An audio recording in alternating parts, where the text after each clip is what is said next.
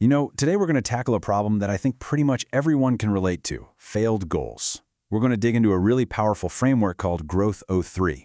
And the core idea is that the reason our goals fail, it's probably not our fault. It's the system we're using. So let's figure out how to build a much, much better one.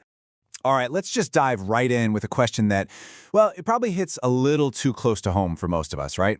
Why is it that our best intentions, our biggest, most ambitious goals, why do they so often just fizzle out and become good ideas that never actually happened?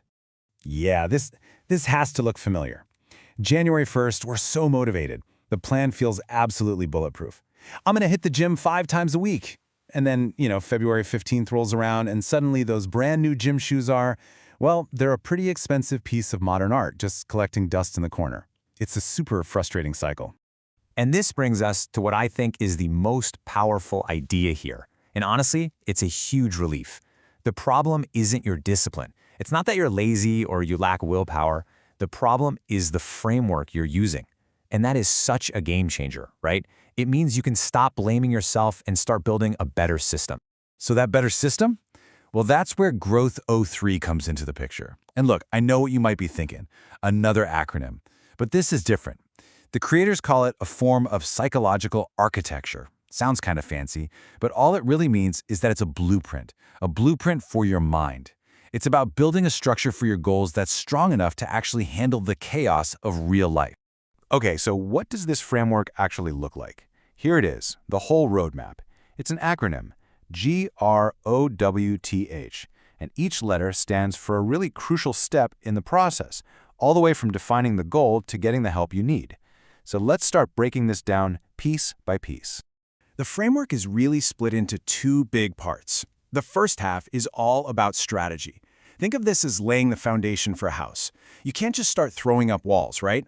You have to get super clear on what you actually want, why you want it, and, this is key, what's probably going to get in your way.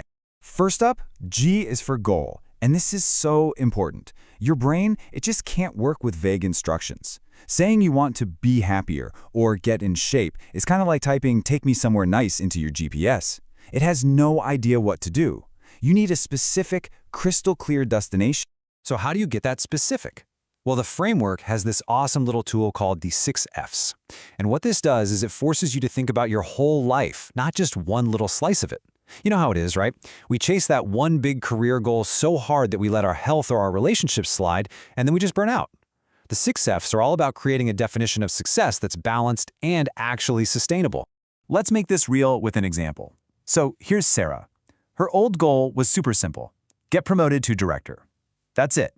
But using the Growth O3 framework, she completely redesigns it. Now her goal is secure the director role and leave by 6 p.m. for spin class and painting. See the difference? It's not just about the job anymore. It's a complete vision for her life that includes her career, her fitness, and her fun. It's a total game changer.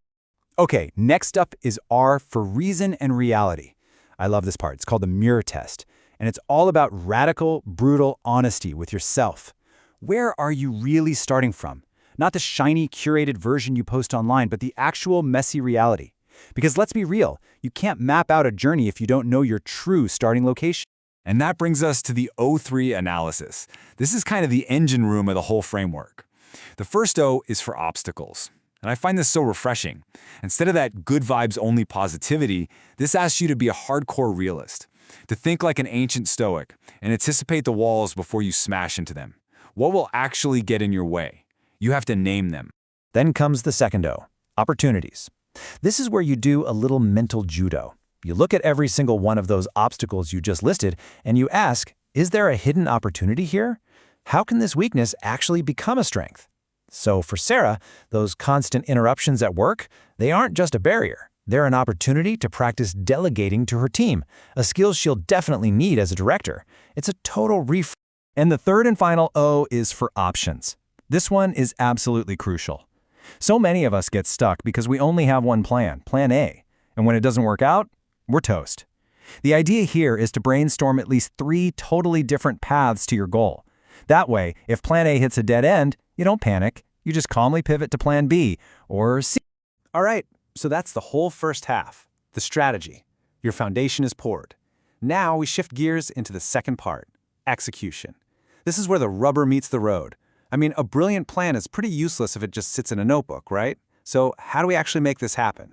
So W is for way forward, and it kicks off with a simple but really powerful commitment check. I want you to think about your goal right now. And on a scale of 1 to 10, how committed are you to doing what it takes? Be honest.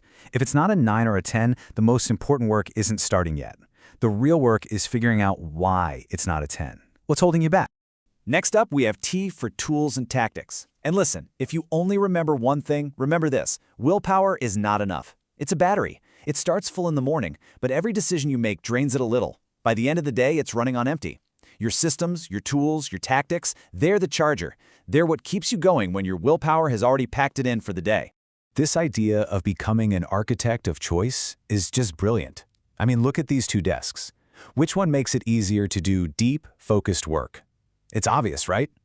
It's all about designing your environment, your physical space, your digital space, so that the right choice is the easy choice. You're not fighting temptation anymore. You've engineered it out of existence. You make success the path of least resistance.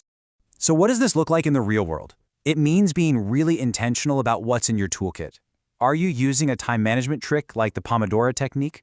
Are you using habit stacking to link new behaviors to ones you already do? Or, my personal favorite, do you have a stop doing list? Sometimes the biggest wins come not from what you start doing, but from what you finally give yourself permission to stop. And that brings us to the final letter. H is for help. And I gotta say, this might be the most underrated part of achieving anything big. We have this cultural myth of the self-made person who did it all alone, but this framework calls it what it is: a lie, a total myth. Success is a team sport, and you need to intentionally build your squad. A mentor who's been there, a peer who's in the trenches with you, and even a mentee, someone you can teach, because that's one of the best ways to really learn. So there you have it. That's the entire Growth O3 framework, from strategy all the way to execution. And now the focus shifts, because it's no longer about just understanding the model. It's about you becoming the architect of your own growth. I mean, this quote just says it all, doesn't it? Growth isn't an accident, it's a design. It's so simple, but so powerful. The life you want isn't going to just happen to you. It's not something you find. It's something you have to intentionally build, one choice at a time. So, I'm going to leave you with a challenge. Don't just let this be another interesting piece of content you consumed. Make it useful. Tonight, pick just one of those 6 F's, just one, and run it through this framework. You can do it on the back of a napkin, I don't care. The goal is just to take that first step from passively learning to actively designing. And that really brings us to the final question. You have the map, you have the framework to build that bridge between your current reality and your future goal. All that's left now is to take that first step. So, are you ready to grow?